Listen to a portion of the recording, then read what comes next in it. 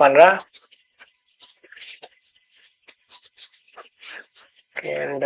சரி ஓகே, ஒன்றும் ப்ராப்ளம் இல்லை.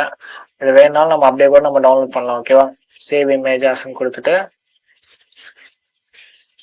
இது வந்து எங்க நான் போடுறேன்னா என்னோட ஹோம் டைரக்டரியில் நான் போடுறேன்.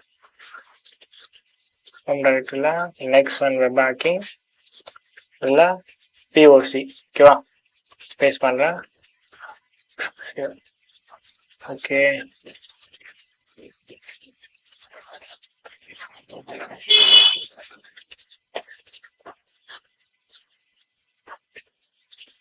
ஓகே, நான் வந்து எல்எஸ் போட்டு காட்டுறேன். ஓகேவா, அதில் எல்எஸ் test.jpg இருக்கா,